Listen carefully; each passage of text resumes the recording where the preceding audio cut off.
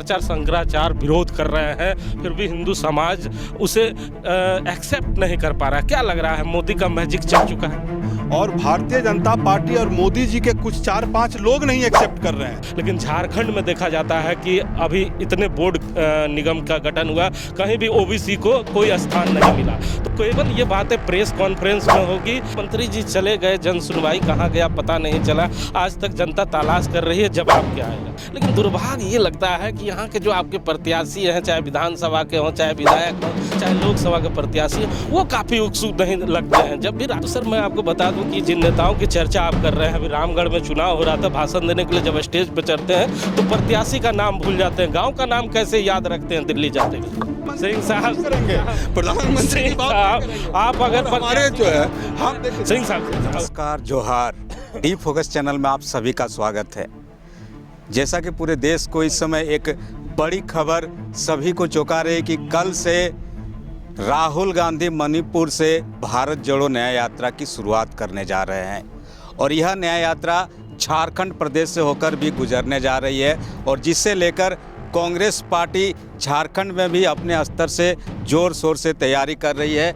और इस समय कांग्रेस पार्टी के राष्ट्रीय प्रवक्ता ज्योति सिंह जी बोकारो पधारे हुए हैं उसी न्याय यात्रा को लेकर। सर, बोकारो में आपका स्वागत है। धन्यवाद।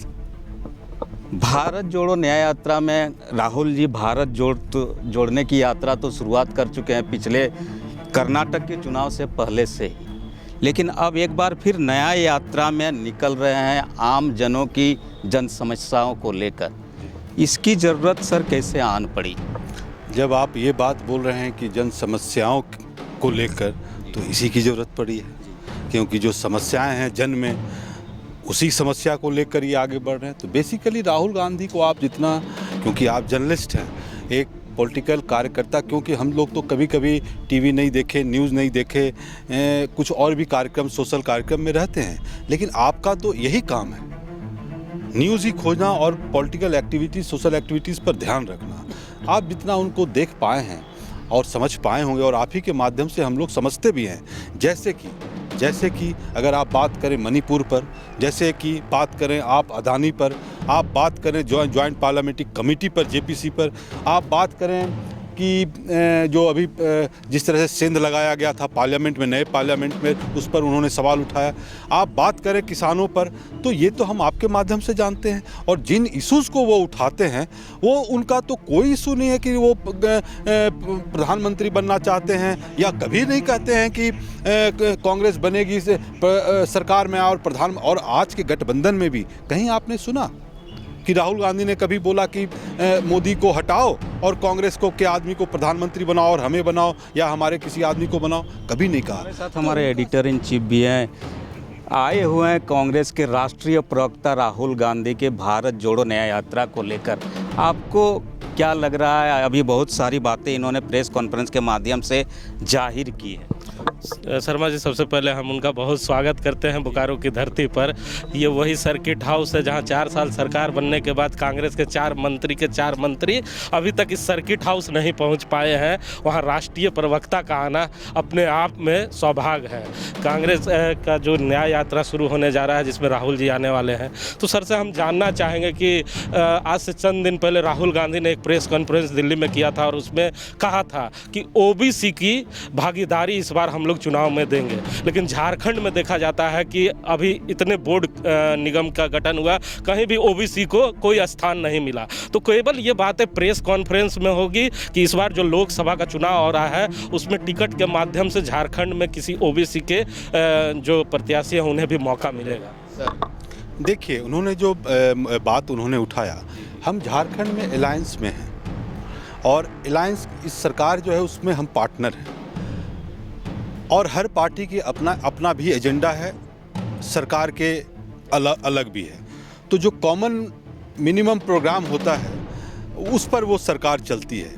जहाँ तक ये ओबीसी की बात, हिस्सेदारी की बात करेंगे, तो आप देखेंगे कि पूरे देश का वही परिप्रेक्ष्य देखेंगे तो आप देखेंगे कि हमारा राजस्थान में ओबीसी सीएम थे, हमारे आप छत्तीसगढ़ में चले जाएंगे वहाँ भी आप उस स्थिति देख रहे हैं। तो हम लोगों का हमेशा देखिए, और जब ओबीसी की देखिए उस बड़े परिप्रेक्ष्य में जाइए, हम तो छोटे चीज़ों में नहीं करना, मैं बड़े पर्सपेक्टिव में बात करना चाह रहा हूँ कि जब वो बात कहते हैं तो इसका कहने का क्या मतलब है। ओबीसी मतलब केवल ओबीसी शब्द पर मत जाइए, वो उनका कहना क्या है कि जो हमारा समाज है उस समाज में आप देखें कि आप शेड्यूल कास्ट की हम बार बार क्यों बात करते हैं, इसीलिए ना क्योंकि उनको उतनी हिस्सेदारी नहीं मिल पाती है, वो उतना मैच्योर नहीं हो पाते हैं, तो उस वजह से उनको न सिस्टम में, न पत्रकारिता में, न आपको सरकारी नौकरी में, मैं पत्रकारिता में ही पूछ दूंगा तो आप जवाब नहीं दे पाएंगे कि कितने ओबीसी हैं और कितने एससी हैं, आप जवाब नहीं दे पाएंगे। क्यों?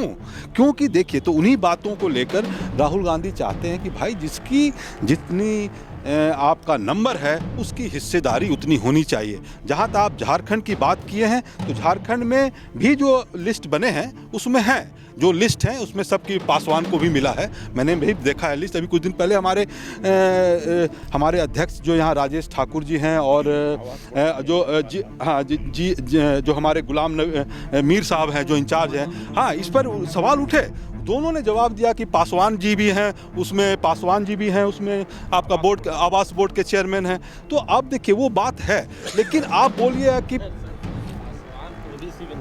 मैंने एक बात बोला कि उसका ध्यान रखा गया है, कहने का मतलब है कि ध्यान रखा गया है। सर सब सिंह साहब एक चीज़ जानना चाहेंगे कि देश में शंकराचार्य का एक अलग महत्व होता है। अभी पीसी में भी आप जबरदस्त दहाड़ मार रहे थे, हम लोग भी जानना चाहेंगे, चार शंकराचार्य विरोध कर रहे हैं फिर भी हिंदू समाज उसे एक्सेप्ट नहीं कर पा रहा है, क्या लग रहा है मोदी का मैजिक चल चुका है? देखिए ये भी दुर्भाग्य है, ये समाज ही एक्सेप्ट कर चुका है और भारतीय जनता पार्टी और मोदी जी के कुछ 4-5 लोग नहीं एक्सेप्ट कर रहे हैं, नहीं तो सारा लोग देखिए बगल में, आपके बगल में है ना, देखिए टीका लगा के आए, बताइए कौन धर्म के हैं, जरा बता दीजिए हमको आप। क्या ये उस बात को जो आप बात बोले उसको नहीं मान रहे हैं? मान रहे हैं, लेकिन वो पार्टी को देखिए, आप शंकराचार्य को बांट दिए। अरे भाई किस तरह के पार्टी हो भाई आप शंकराचार्य को बांट दोगे, हमारे धर्मगुरु को बांट दोगे, हमारा मंदिर का प्राण प्रतिष्ठा हो रहा है और कोई जो है राजनीतिक आदमी आएगा और वो डिसाइड करेगा कि आज मुहूर्त सही है और आज मुहूर्त गलत है। ये तो सनातन का अपमान है, हिंदुओं का अपमान है, हमारा अपमान है। मैं हिंदू हूँ। मोदी जी के बातों से लोगों से गुमराह है, क्योंकि आपको करोड़ों लोग देखता है, आपके चैनल को तो और लोग देखते हैं। अभी मैं पता सुन रहा था कि आपके चैनल शुरू यहाँ पर ऐसा कुछ किया कि इतने व्यूअर्स हो गए। तो अगर आपका चैनल सही बात नहीं बताएगा तो हमारे गरीब लोग बताइए खाने के लिए नहीं है, आप उसको राम के नाम पर भड़का दे रहे हैं। सुनिए उनके नहीं आपको नहीं आपको नहीं, मैं सर राहुल जी न्याय यात्रा पर ही बात करते हैं। झारखंड के लोगों को बड़ी उत्सुकता है कि राहुल जी झारखंड में किस तिथि को प्रवेश करेंगे और किन किन जिलों में जाएंगे सर? देखिए इसमें चूँकि एक्सपेक्टेड तो बहुत से डिस्ट्रिक्ट्स हैं, जैसे कि बोकारो भी हैं, धनबाद भी हैं, रामगढ़ भी है, रांची भी है, चाईबाग, ऐसे कुछ एक्सपेक्टेड डिस्ट्रिक्ट्स हैं। लेकिन फाइनल जो है हमें लग रहा है 2-3 दिन के बाद संपादक जी को हमारे सूचना प्रदेश अध्यक्ष राजेश ठाकुर जी और गुलाम जी मीर साहब के माध्यम से 1-2-3 दिन में मिल जाएगी एग्जैक्ट, क्योंकि देखिए उसमें बहुत से मायने, बहुत चीज़ों को देखना होता है, सिक्योरिटी भी देखना होता है, लोग परेशान ना हो जाए राहुल जी के आने से, वो भी बहुत तरह के इशूज़ देखे जाते हैं। तो हमें लग रहा है कि बहुत से कंडीशन वो तुरंत आप लोग को मिल जाएगा, उसमें अच्छा सर 2-3 ऐसे प्रश्न हैं, ज़रूर आपको थोड़ी कठिनाई भी होगी जवाब देने में, क्योंकि राज स्तरीय क्वेश्चन है, क्योंकि न्याय यात्रा की चर्चा आप कर रहे हैं। इसी तरह चंद दिन पहले जन सुनवाई भी इसी बोकारो जिले में हुई थी और आपके मंत्री आए थे और लंबे चौड़े भीड़ भी लगा था, लोगों ने अपनी अपनी समस्या सुनाई। मंत्री जी चले गए, जन सुनवाई कहाँ गया पता नहीं चला, आज तक जनता तलाश कर रही है जवाब क्या आएगा। तो न्याय यात्रा जब आएगी तो क्या लगता है इससे कैसे बेनिफिट मिल पाएगा लोगों को?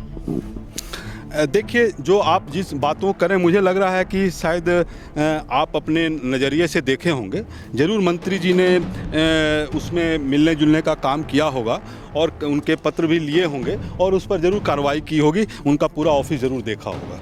अच्छा सर, जिन जिन क्षेत्रों में राहुल जी जा रहे हैं, क्योंकि आपने कहा कि लगभग 100 लोकसभा और 300 विधानसभा में टच करेंगे, तो जो उत्साह लोगों में है, क्योंकि मैं देख रहा हूं जब से चर्चा हुई है, लोग उत्साही जरूर हैं कि हमारे क्षेत्र से भी राहुल जी जाएंगे, उन्हें देखना चाहते हैं। लेकिन दुर्भाग्य ये लगता है कि यहाँ के जो आपके प्रत्याशी हैं, चाहे विधानसभा के हों, चाहे विधायक हों, चाहे लोकसभा के प्रत्याशी हैं, वो काफ़ी उत्सुक नहीं लगते हैं। जब भी राष्ट्रीय प्रवक्ता आते हैं भारतीय जनता पार्टी के, यहाँ जगह नहीं रहता। मैं देखता हूँ हर एक पार्टी के कम से कम विधानसभा या लोकसभा के प्रत्याशी जरूर रहते हैं। इतने बड़े कार्यक्रम की सूचना देने आप बोकारो आए हैं, और बोकारो में विधायक हैं, बोकारो में प्रत्याशी हैं, लोकसभा के प्रत्याशी हैं, उनका नहीं आना कितना दुख। यही तो आपको समझना है संपादक जी, ये कांग्रेस पार्टी है, यहाँ दलालों की पार्टी नहीं है। वो दलाली करने के लिए भीड़ लगाते हैं, यहाँ दलाली करने के लिए भीड़ नहीं लगाते। यहाँ तो सामाजिक कार्यों को महत्वपूर्ण देने के लिए काम करते हैं। वो जो दलाल हैं वो मंत्री के पीछे जाएंगे तो राष्ट्रीय प्रवक्ता के नाम पर जाएंगे, उन नामों पर जाएंगे। यहाँ तो है नहीं, कांग्रेस पार्टी में दलाली है नहीं। इसी में आप कह रहे थे कि कुछ नेताओं का, चुनिंदा नेताओं का नाम आपने लिया, सुबोध कांत सहाय और चंद विधायकों का भी नाम लिया कि उन्होंने कहा राहुल जी से कि अगर वो आते हैं तो गांव-गांव में लोगों में अच्छा इम्पैक्ट जाएगा, लोग गांव में इस यात्रा को जरूर एक्सेप्ट करेंगे। तो सर मैं आपको बता दूं कि जिन नेताओं की चर्चा आप कर रहे हैं, अभी रामगढ़ में चुनाव हो रहा था, भाषण देने के लिए जब स्टेज पर चढ़ते हैं तो प्रत्याशी का नाम भूल जाते हैं, गाँव का नाम कैसे याद रखते हैं दिल्ली जाते हैं। आपने मोदी जी को देखा है? मोदी जी अपने कितने प्रत्याशियों का नाम भूल जाते हैं?